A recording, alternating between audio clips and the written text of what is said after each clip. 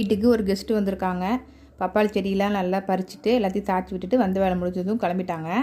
எங்கள் அம்மா வீட்டுக்கு வந்தாலே இந்த கோலம் போடுற வேலை, பாத்திரம் விளக்குறது, அப்புறம் பசங்களை கிளப்புறது, அந்த வேலையெல்லாம் எங்கள் அம்மாவே செஞ்சுடுவாங்க. அதனால் கொஞ்சம் ரெஸ்ட் எடுத்துக்கலாம் ஃப்ரீயாக. இன்றைக்கி எங்கள் மாமியார் ஸ்டைலில் நான் வாழைத்தண்டு குழம்பு வச்சேன். அது நிஜமாகவே செம்ம டேஸ்ட்டாக இருக்கும். நம்ம யூஸ்வலாக சாம்பார் எதில் செய்வோம்? துவரம் பருப்பில் தானே செய்வோம். ஆனால் அத்தை வந்து கடலை பருப்பில் செய்வாங்க வாழைத்தண்டு குழம்பு. பொரியலுக்கு எப்படி கட் பண்ணுறோமோ அதே மாதிரி தான் கட் பண்ணி பண்ணுவாங்க. மாமியார் வைக்கிற குழம்புல இவருக்கு ரொம்ப பிடிச்சது இந்த வாழைத்தண்டு குழம்பு தான்.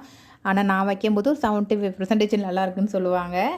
அதே மாதிரி வாழைத்தண்டை வந்து க்ளீன் பண்ணும்போது கொஞ்சமாக அரிசி கழுவுவோம்ல, அந்த தண்ணியில் மோர் ஊற்றிட்டு கல் உப்பு போட்டுட்டு அதில் அரிஞ்சு போட்டோம் அப்படின்னா வாழைத்தண்டு கலர் மாறாமல் இருக்கும்.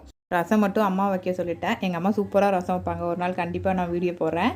லஞ்சுக்கு வாழைத்தண்டு குழம்பு, உருளைக்கிழங்கு வறுவல், வெண்டைக்காய் வறுவல், மாம்பழம் வச்சு தான் சாப்பிட்டோம்.